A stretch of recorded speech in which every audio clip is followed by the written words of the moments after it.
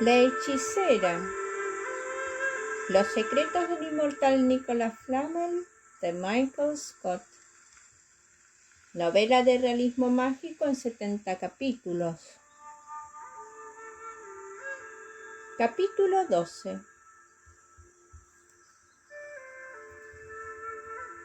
Bajo el marco de la puerta principal de su impresionante mansión, Nicolás Maquiavelo observó cómo el doctor John Dee se introducía en su lustrosa limusina negra. El conductor, elegantemente vestido, cerró la puerta y con un gesto de cabeza se despidió de Maquiavelo. Acto seguido, se acomodó en el asiento del conductor. Cuando el automóvil desapareció tras una curva, tal y como se había imaginado el italiano, Dee ni se giró ni se despidió con un movimiento de mano. La mirada grisácea de Maquiavelo siguió el rastro del coche hasta que éste se sumergió en el tráfico nocturno. Un momento después de que la limusina saliera del Place du Canada, un Renault anónimo siguió su paso. 3 coches le distanciaban. Maquiavelo sabía que el Renault seguiría la limusina de Dee durante 3 manzanas y después un segundo y un tercer coche lo sustituirían. Las videocámaras que se apilaban sobre el tablero de mandos le mostrarían imágenes en vivo y en directo en el ordenador de Maquiavelo. Mientras estuviera en París, el italiano controlaría todos y cada uno de sus movimientos. Su instinto, perfeccionado a lo largo de los siglos de supervivencia, le advertían que Dee tramaba algo. El mago inglés se había mostrado demasiado predispuesto a partir y había rechazado el ofrecimiento de Maquiavelo a pasar la noche en su casa. Se había justificado diciendo que tenía que llegar a Inglaterra lo antes posible para reanudar la búsqueda de Flamel. Le costó cierto esfuerzo cerrar la gigantesca puerta de entrada con cristales a prueba de balas incrustados, y fue en ese momento, con ese pequeño detalle, cuando se dio cuenta de cuánto echaba de menos a Dagon. Dagon había permanecido a su lado durante casi 400 años, desde el mismo momento en que lo encontró herido y al borde de la muerte en Grotta Azzurra en la isla de Capri. Había cuidado de Dagon hasta que él hubo recuperado la salud. A cambio, la criatura se convirtió en su sirviente y secretario, su guardaespaldas, y a lo largo en su amigo. Habían viajado por todo mundo e incluso se habían aventurado juntos en algunos mundos de sombras. Dagon le había mostrado maravillas y él, a cambio, había introducido a la criatura en el mundo del arte y la música. Pese a su aspecto bruto, Dagon poseía una voz extraordinariamente bella y pura. Fue a finales de la primera mitad del siglo XX, un día en que Maquiavelo escuchó las evocadoras notas de cantos de ballena cuando reconoció los sonidos de aquella criatura que era capaz de crear. Durante casi 5 siglos, Maquiavelo no permitió a nadie que se acercara a él. Cuando tenía 30 y pocos años, contrajo matrimonio con Marietta Corsini en 1502 y a lo largo de los siguientes 25 años tuvieron 6 hijos. Pero cuando se hizo inmortal, se vio en la obligación de morir para ocultar el secreto de su eterna juventud. El oscuro inmemorial que le había entregado el don de la inmortalidad no le confesó en aquel momento que aquella artimaña sería necesaria un día u otro. Abandonar a Marietta y a los críos fue uno de los tragos más duros por los que había pasado. Sin embargo, estuvo pendiente de ellos durante el resto de sus vidas. Vio cómo envejecían, enfermaban y perecían. Ese era el lado oscuro del don de la inmortalidad. Cuando Marietta falleció, asistió a su funeral disfrazado y después, en mitad de la noche, se dirigió a su tumba para mostrar sus últimos respetos. Allí, juró que siempre veneraría los votos matrimoniales y que jamás, bajo ningún concepto, volvería a casarse. Y esa promesa la había cumplido. Maquiavelo cruzó a zancadas un pasillo de madera, posó la mano sobre un busto de bronce, ubicado encima de una diminuta mesa circular que representaba la cabeza de Cesare Borgia. «Del arte de la guerra», dijo en voz alta. Su voz resonó en el desierto pasillo. Se produjo un chasquido y una parte de la pared se deslizó, descubriendo así la oficina privada de Maquiavelo. Cuando entró en el despacho, la puerta se cerró con un silbido y las bombillas de luz indirecta se encendieron. Había tenido una sala como esta, privada y secreta, en cada una de las casas que había estado. Era su territorio. Durante su vida conjunta, Marietta jamás había tenido acceso a sus aposentos privados en ninguna de sus casas, y a lo largo de los siglos ni siquiera Dagon había conocido una sola oficina secreta. En épocas pasadas, para acceder a la sala, había tenido que construir pasadizos secretos y protegerlas con trampas afiladas. Más tarde, las había custodiado con miles de cerraduras que solo podían abrir un conjunto de llaves hechas a mano. Ahora, en el siglo XXI, mantenía a salvo su despacho con su revestimiento a prueba de bombas y una tecnología de reconocimiento de mano y voz. La sala era un cubo perfectamente insonorizado. No tenía ventanas y 2 de las paredes estaban recubiertas de libros que había coleccionado con el paso de los siglos. Las cubiertas de piel se acumulaban junto a los manuscritos polvorientos y ligeramente amarillos, todos ellos colocados cuidadosamente en estanterías. Pergaminos enrollados y atados con un lazo se escondían junto a revistas actuales de colores vivos. De algún modo u otro, todos los libros estaban relacionados con los oscuros inmemoriales. Con un gesto distraído, alcanzó una placa de origen acadio de más de 4.000 años de antigüedad y la colocó sobre una impresión que había descargado de una página sobre mitología. Si bien Nicolas Flamel estaba obsesionado con evitar que los oscuros inmemoriales regresaran a este mundo y Dee pretendía devolvérselos a sus maestros, Maquiavelo sentía un gran interés en descubrir la verdad que se escondía entre los enigmáticos gobernadores de tiempos ancestrales. Una de las lecciones que había aprendido en la corte de los Medici fue que el poder procedía del conocimiento, así que estaba decidido a descubrir los secretos de los inmemoriales. La pared situada enfrente de la puerta estaba completamente cubierta de una colección de pantallas de ordenador.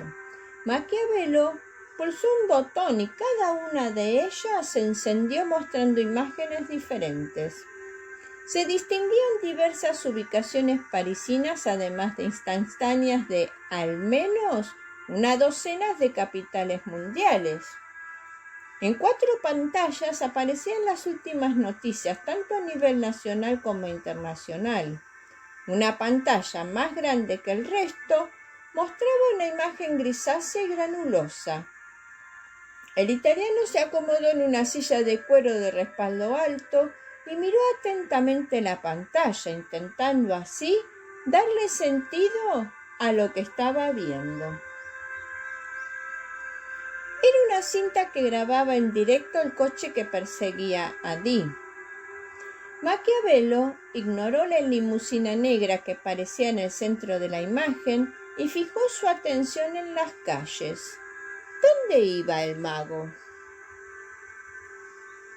El doctor John Dee le había dicho que se dirigía hacia el aeropuerto, donde le esperaba su jet privado que, en esos momentos, estaban cargando de combustible. Se disponía a volar hasta Inglaterra para reanudar la búsqueda y captura del alquimista. Maquiavelo no pudo evitar dibujar una sonrisa. Evidentemente, Dee no se estaba dirigiendo al aeropuerto. Se dirigía al centro de la ciudad. El sexto sentido del italiano no le había fallado. El mago tramaba algo. Sin apartar la mirada de la pantalla, Maquiavelo abrió la tapa de su ordenador portátil, lo encendió y recorrió su dedo índice por el lector digital integrado. El aparato completó la secuencia de arranque.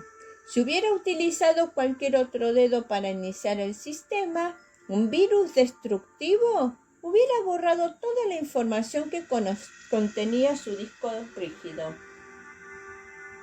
Rápidamente echó un vistazo a una serie de correos electrónicos encriptados que sus espías y agentes con la base de Londres le habían enviado.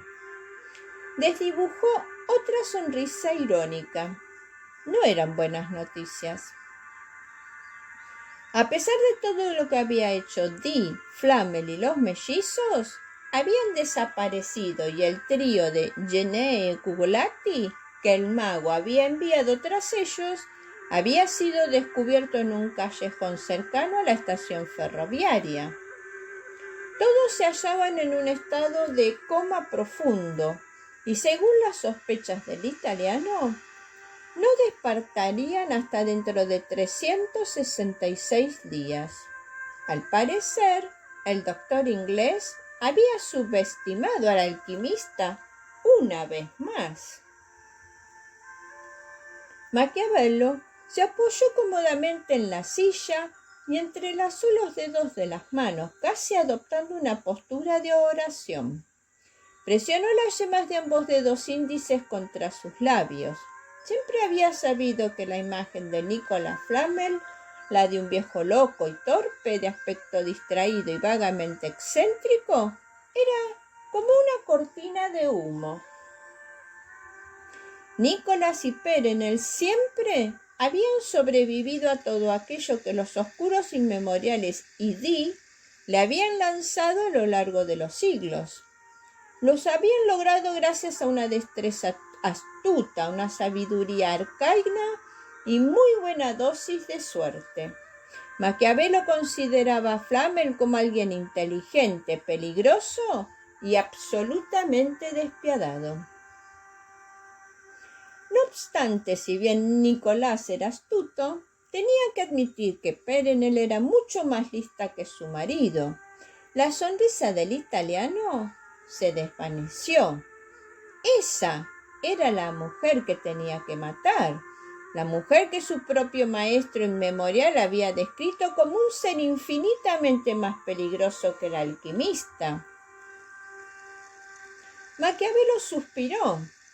Asesinar a alguien tan poderoso como la hechicera no iba a ser tarea fácil, pero no le cabía la menor duda de que podía hacerlo. Había fracasado una vez, hacía mucho tiempo. Había cometido el mismo error que Dee. que acababa de cometer. Había subestimado a su enemigo.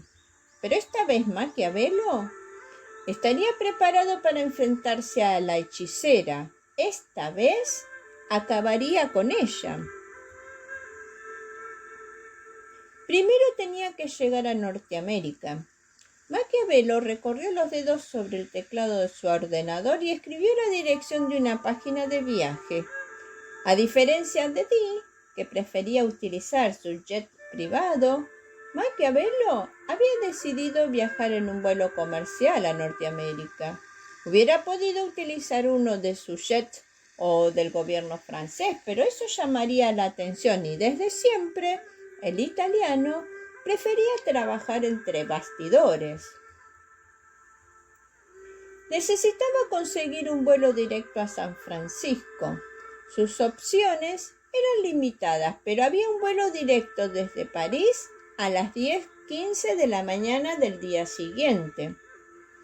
El vuelo duraba alrededor de 11 horas, pero de las 9 horas de diferencia horaria significaba que llegaría a la costa oeste sobre las 12:30 del mediodía, hora local. El vuelo de Air France no ofrecía asientos en primera clase, así que reservó un asiento en la clase definida como Space Affair, clase de negocios. Era más que apropiado. Este viaje, después de todo, era de negocios. Maquiavelo siguió las instrucciones de la página web para obtener el billete y finalmente escogió el asiento 4A. Estaba situado en la parte trasera de la cabina de la clase de negocios, pero cuando el avión aterrizara y las compuertas se abrieran, él sería el primero en bajar. Cuando el correo electrónico de confirmación se asomó por la bandeja de entrada, reenvió una copia de los detalles de su vuelo al agente principal de los oscuros inmemoriales en la costa oeste de Norteamérica, el humano inmortal Henry McCarthy. El italiano inmortal había investigado sobre aquel hombre. Durante su corta vida, McCarthy había sido conocido como William H. Bonney o Billy el Niño. Nació en 1859 y murió, según los libros de historia, a los 22 años de edad, en la que consiguió su inmortalidad. Era muy poco habitual que un ser humano se convirtiera en inmortal a una edad tan temprana. La mayoría de los inmortales había conocido a lo largo de los siglos eran mayores. Después de décadas de investigación, Maquiavelo, aunque no tenía la menor idea de por qué los inmemoriales escogían a ciertas personas para entregarles el don de la inmortalidad, tenía que haber un patrón o una razón, pero había conocido a reyes, príncipes, vagabundos y ladrones que nada tenían en común excepto que habían recibido la juventud eterna y por lo tanto estaban al servicio de los inmemoriales. Podía contar con los dedos de una mano los inmortales que aparentaban menos de 40 años. Así pues, para haberle sido otorgado la inmortalidad a los 22 años, Billy el Niño debía de ser muy especial. Una estela de movimiento captó la atención de Maquiavelo y éste alzó la cabeza para observar la pantalla que seguía a Dee. Los coches se habían detenido y mientras Maquiavelo contemplaba atentamente, Dee se apeó de la limusina tan rápidamente que ni siquiera dio tiempo al conductor a que abriera la puerta en su lugar. El mago emprendió su camino y se alejó del vehículo. De forma inesperada, se detuvo, se giró y clavó la mirada en el coche que había aparcado tras él. Justo en el instante en que Dee miró fijamente a la cámara, Maquiavelo se dio cuenta de que el mago era consciente de que le habían seguido. El inglés sonrió y después desapareció del escenario. El italiano pulsó un botón de marcación rápida que le comunicaba directamente con el conductor del segundo coche. ¿Estado? Preguntó sin miramientos. No era necesario que se identificara. Estamos parados, señor. El sujeto acaba de salir del auto. ¿Dónde? Estamos sobre el Pont d'Arblay. El sujeto se dirige hacia Notre Dame. ¿Notre Dame?, exclamó Maquiavelo. Tan solo ayer, él mismo había estado en lo más alto de la majestuosa catedral con Dee, y mano a mano habían dado vida a las gárgolas y grutescos. Había sido testigo de cómo las esculturas trepaban por las paredes para alcanzar la plaza donde Nicolas Flamel, los mellizos, Saint-Germain y una misteriosa mujer les estaban esperando. Las criaturas de piedra tendrían que haber aplastado a los humanos, pero el ataque no siguió el plan que habían acordado.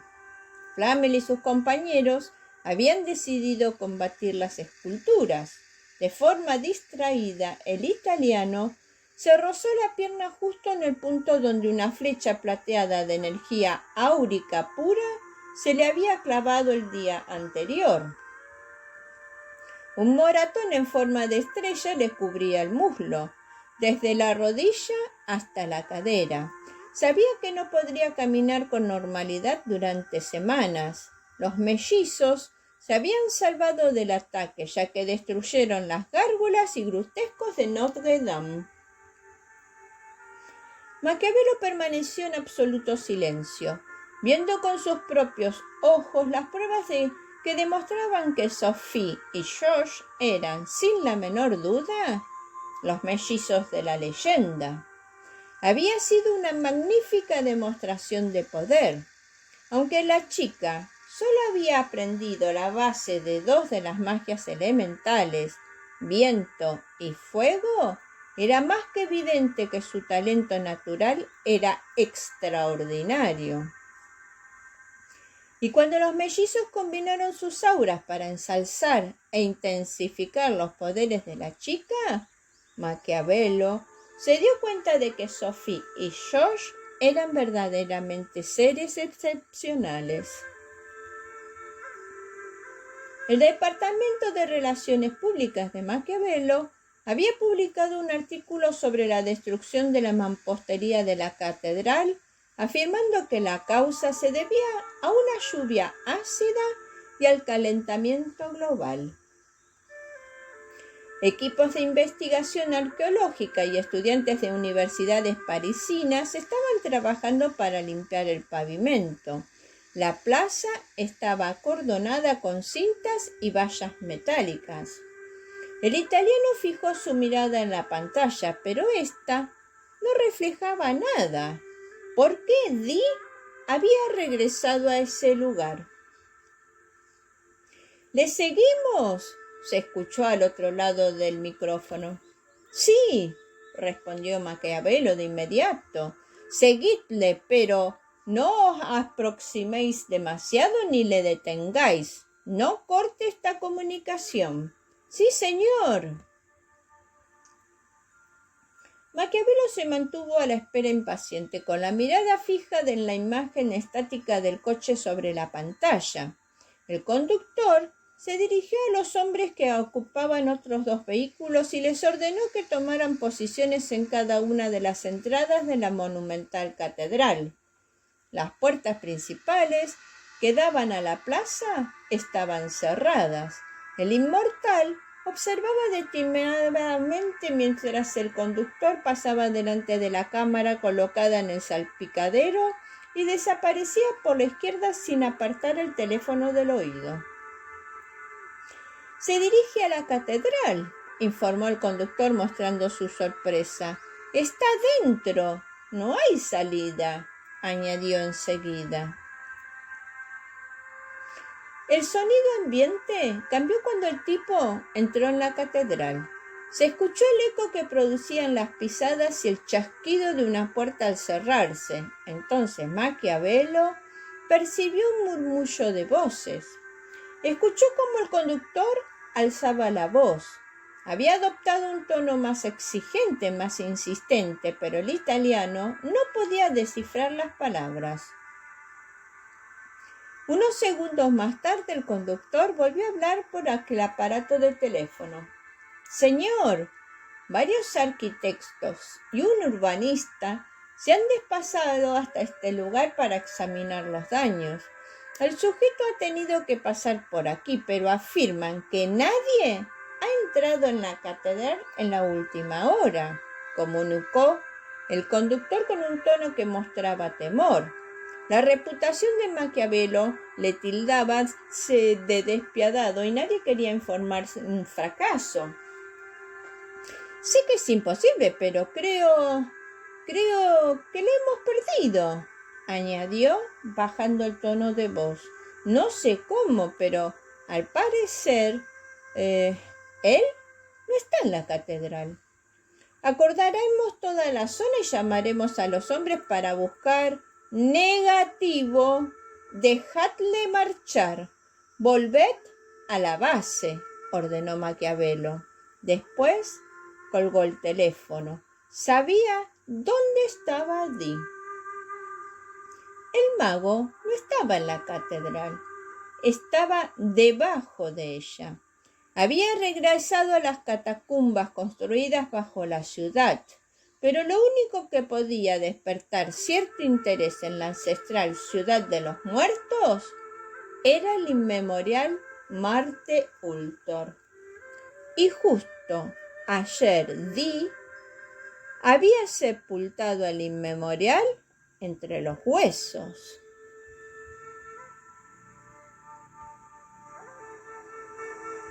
Y colorín colorado, este capítulo se ha terminado. Si quieres que te lo cuente otra vez, cierra los ojos y cuenta hasta 3. Fifi la Cuentacuentos agradece tu visita. Ansiando que este relato haya sido de tu agrado, te invita a suscribirte a su canal para que cada domingo de sus estrenos puedas disfrutar y compartirlo en tus redes con quienes tú prefieres.